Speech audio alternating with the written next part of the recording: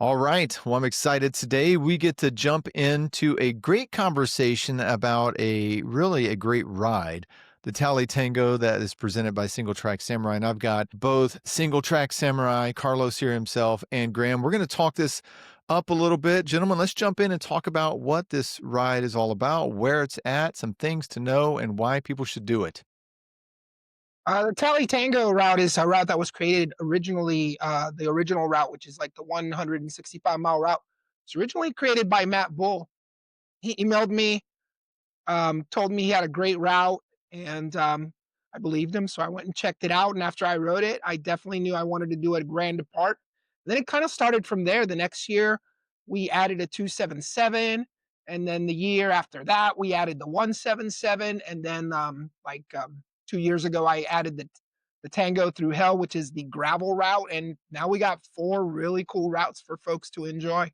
This year we're going backwards, just like they did in the TNGA. We're reversing it, and I think that's gonna be exciting. It's gonna be a little different for everybody. We have a lot of folks that are repeat offenders. Hmm. They like to come back and do it again and again, so, I like to switch it up and give everybody something a little different each year, so it's gonna be exciting. Yeah, it looks really good. And I'm looking kind of on the website. And again, singletracksamurai.com. You can go in there and look at it. But yeah, like Carlos said, you were saying there's the original Tango, 165, 177, 277, then the Tango Light, which it's probably not light. Like, don't misread that, right? There's Yeah, 230 miles. that's why it's also called Tango Through Hell because after riding, 230 miles on a gravel bike, you're gonna feel pretty beat up. Ugh, Gravel bikes are great, but, they don't have suspension forks, so you'd be Right. surprised how tired you get after so many miles. Yeah. Why I'm don't I not put doing one that. on mine? So, Graham, which one are you doing? I'm doing the 165, the OG. The Very OG. excited. Yeah, Yeah. I got a little glimpse of it earlier this year, and it's wild. And it's you know I was talking to our friend Sydney about it because he wants to do it with me in a sense. I'm not sure what he's thinking, but he thought we are gonna be done before dark. I was like, no, man. I rode this thing, earlier this year as a bike packing trip with a couple of the local legends with Matt Borbs and Andy Roberts was there, Chris Hudson, like OGs of Tallahassee. And it is not something you're going to do before you're not going to get done before dark unless you're like some really high level pro. It's so interesting. It's such a beautiful route. It goes way deep into the forest and along the coastline. I mean, the scenery is incredible. I'm super excited. We had an incredible time, and that video's up. And I took drones with me and stuff, and got some really good shots of the different areas we be riding through. But I told Sydney, I was like, man, this is going to take longer than you think. This is not that's just not easy. It's 165 miles ish, and it's gonna take. I know I'll finish in the dark, is what I told him. You can try to go faster. Do you I'm have a very goal? sure he doesn't know what he's getting into. I don't About know. you, I mean, you have a Oh, goal. do I? Yeah, I yeah. figure 14 hours is a good Okay. good thing to shoot for, kinda like a Kings Road type of effort. I'm gonna keep it smart, keep it steady, be efficient. I got my stops planned out, which may or may not be a good plan, but there's not a lot of stops out there. It's not like Kings Road where you go by stores all day. Like, you go by a store, you better stop. 'Cause there ain't gonna be another one for a long time. My record, and granted, my personal best on it, and granted, it was clockwise, not anti-clockwise, so that kinda changes things, is 13 and a half hours, and I think if I could do it in 13 and a half, you could do it in 13 and a half. But also a little different going the other way. Yeah. Going clockwise, the last, like, 40 miles is mostly single track and, that's my jam. So I get very excited. Now, instead of those last 40 miles being single track, now they're the first 40 miles. And if you're a person whose single track is like your Achilles heel, not saying you are, but if an individual Achilles heel is single track, it's going to be a tough, 4 or 5 hours because Yeah. it's right into it. You get right into it. It's going to be fun though. It's gonna be nice to switch it up. We've done it one other time the other direction. I think the record is somewhere around 13 hours for the other direction, so it's gonna be interesting to see what people do out there. Yeah, so I guess what we gotta talk about is, like, what should people expect for like the OG and the sort of the mountain bikey routes, and then for the light, because I've not done the light. I've only done the OG version, and I did that in 2 days in the winter time, which it was great. That video is funny because me and Hudson, like, froze our butts off while, Andy, I think, had, like, a warmer in his tent or something. He did, he had hand warmers. He brought, like, a dozen hand warmers, the ones you kind of crack open? Yeah. And he didn't tell us till the next morning. I mean, Hudson and I were freezing our butts off. I actually got up at like 5 AM and jumped in the hot shower because I was so cold. It was like high 20s. And Yeah. Andy's all like waking up like, "What's all the commotion?" I go, "We're freezing out here." He goes, "Oh, I have these hand warmers and foot warmers." He was like toasty. He was like hot. We were so cold. But it's really, interesting to hear, like, so the first 40 miles of the OG for us, and that includes the 177 also, is single track? Yeah, everybody does except for the Tango light riders. Everybody's pretty much doing the same thing. The 165, the 177, and the 277s, that first 40 miles is pretty much the same for everyone. Yeah. It's right when you get to the Ockalochnee River that things change. Not long after that, not long before that, the 165 and the 177s go a different way, and the 277s keep going down Forest Road 13, which is this super long forest road, and going deep into, this is what it's called, hell. It's called hell. That's the name of the forest. They go deep into hell, and that's really the big difference between the 177, I mean, the 165 and the 277, is that the 277, like the Tango Light, include hell. The other routes don't. The other routes just cut right through the Apalachicola National Forest and pop up right by Sop Choppy. Whereas if you're doing either the gravel route or the 277, you go all the way across the Apalachicola National Forest, almost to the other side, and then you drop and ride a nice, beautiful ride through hell, very scenic. And then you pop out right underneath Sop Choppy. You approach Sop Choppy from the south instead of the north. So the 277 routes kind of cut down, and then the other ones come up. If you can kind of picture it in your head, it's definitely a big difference. In some regards, even though the light riders and the 277 riders have more distance to ride, that distance that they have to ride is a little more consistent in terms of staying firm versus the 165 and the 177 riders, which that area is known to get, some of those spots is known to get sandy. So even though it's shorter, in some ways it's still extremely difficult because that sand factor is possible on some of those roads. What, north of Sop Choppy? Like, before you get to Sop Choppy, Yes, well, essentially? if Yeah. we're talking clockwise, that segment between Sop Choppy and when you start making the approach to the 40-mile approach to Tallahassee, that segment can have sandy spots. It's not all Uh, sand, and honestly, it's been pretty moist lately, so I doubt sand's going to be an issue this year. But it could happen. If it's going to happen, it could happen. What could be an issue because of all the rain are the puddles in Osceola, mhm. which is usually in the first 30 miles. Now that's gonna be in the last 30 miles. And I saw the headwaters of the St. Mark's River, and it looked pretty deep. Someone posted pictures, which is Uh-huh. the big water crossing that you have to do early, what's normally early in the ride if you're going clockwise.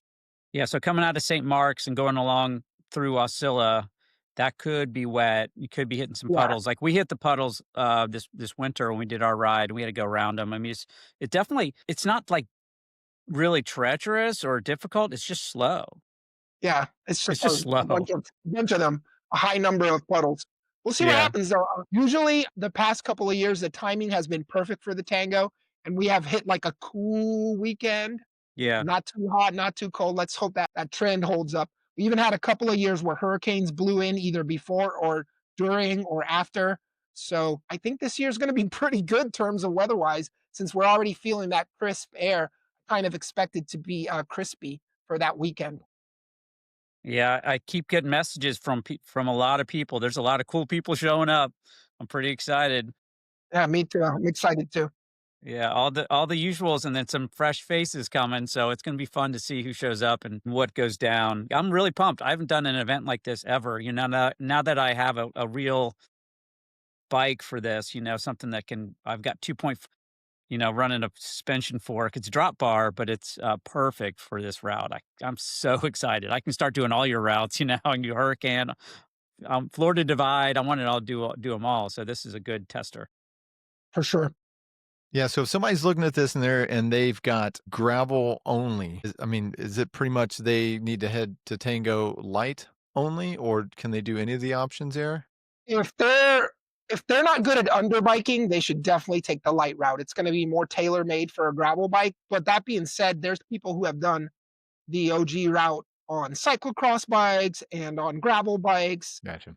because there's just some really good underbikers out there. Some people that are just a professional at riding skinny tires and stuff you're not supposed to ride skinny tires. And that being said, even though we're calling the route the light route of gravel ride, I still like recommend the fattest tire you can run. If you can put a 50 millimeter on your gravel bike, you're probably gonna have a better experience than if you're on a 45 or a 40.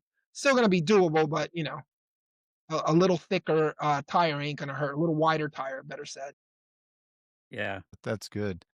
Well, this sounds exciting. It sounds like no matter what bike you choose, there's going to be some difficulty involved, obviously. And it's not just the physical aspect, but there's going to be the mental aspect as well. Just being longer, showing up late, dark, water crossings, perhaps some sand. And since this isn't Kings Road, which we all know is sponsored by Circle K, you're going to need to make sure when you download the route, you sign up, you download the route, you kind of make sure you prepare adequately as well. Yeah, Yeah. Weather will be nice. Yeah, there's Big some big gaps. gaps without supply, so people should be prepared for that. I mean, you right. hit Freebirds at mile 25. You hit Sop Chop. I'm talking the OG. And then you hit Sop Chop at mile 70. There's another stop like right around 100 before you go into St. Mark's, and there's no stores until the end. And that's the last Yeah, 60 miles. yeah, you got to But plan but plan well. check your route, check your stores, have a plan for sure. Definitely have a plan. And also some people just do this in 2 days and have, they cruise and have fun. They stop at Samurai Camp, which is happening again, which is a must do. I mean, really the way to do it is do it in 2 days, stop at Samurai Camp, have some fun, hang with the people, hang with the guys and girls and just, be chill. I mean, you got all weekend. What's your rush? It's Yeah, it seems like most riders are doing the OG, so a little targeted shout out, the OG riders. Samurai Camp is at mile marker 80-ish, off route at mile marker 80. This is only the second time that we are doing Samurai Camp at Skipper Bay. It's a little more remote. It's not a camp that has power or water, like we have to bring it all in. So I'm excited. I'm gonna be out there making grilled cheese sandwiches and other snacks. nice. We'll have adult beverages. We'll have children's beverages too. We'll have all kinds of stuff. It's gonna be fun. Bring your families. Well, that looks great, man. Well, I know this looks like an exciting thing. So whether, if you're checking this out, make sure you go check it out on singletracksamurai.com. And there's going to be videos that are going to be linked to all this too. So you can kind of see what you're getting yourself into. But it's going to be a fun, hopefully first fall ride in Florida. And I know if you are in Florida, your endurance in this heat is probably built up if you've been putting in miles. So this shouldn't be like super taxing, endurance wise. Obviously, it's going to be difficult because it's long. There's going to be some nuances to it, but it sounds like it's going to be a great time. Any final words for people that are thinking like, I need to prepare for this, or what are some final words as we kind of wrap up this discussion of the Tango ride? I mean, always, every year, there's always some surprises, some things that come in last minute to kind of keep the stoke alive. So if you're on the fence, get off the fence, get out there. We're going to have so much fun this year. It's the official kickoff of the Florida bikepacking season. So even more exciting. Can't wait. I'm excited to see how Graham does. I'm sure he's going to kill it because that's his style. I'm excited to see how everybody's doing. There's a lot of interesting folks that are taking on the Tango original for the first time. And I think, I don't think they're big on studying. I could be wrong, and that's okay if I Yeah. am. But there's a whole lot of single track. So hopefully they're practicing their single track. They're hitting the simulators. If they've got a Swift, hopefully Swift has a single track Oh, simulator yes. because they're gonna Yeah. they're gonna need it. It's gonna be I'm Yeah. a awakening. I've been my Zwift mountain bike all week. I'm feeling great. Swerving around. I got steering on my Zwift bike. I'm good. I'm getting it all practiced up for it, hitting all the apexes. Tony and I spent a weekend out there not that long ago doing some scouting. We rode the single track, tons of fun. We rode the first 10 miles of each route, both the light and the other routes, and then we rode the last 10 miles of each route, and everything was in great condition. Both routes, all the routes, whether you're doing the 277, the 177, or the OG, or the light route, is a downhill finish. Which who doesn't like a downhill finish? There's definitely Awesome. some coasting in Tallahassee, which is really exciting because sometimes coasting is hard to come by where we usually ride. Right. Well, awesome. Well, you guys heard it here, and man, make sure you get signed up. It's going to be a great, great ride, and again, a lot of options. You can challenge yourself. All of them are going to be challenging, but pick one. Get off the fence. Start the bike packing season in Florida off in style, and you're going to get an amazing patch as usual from Single Track Samurai. Yes. So, thank you guys for jumping on, and man, we're looking forward to a great kickoff to the season. Thanks so much. Thanks, Thank you, Billy. man.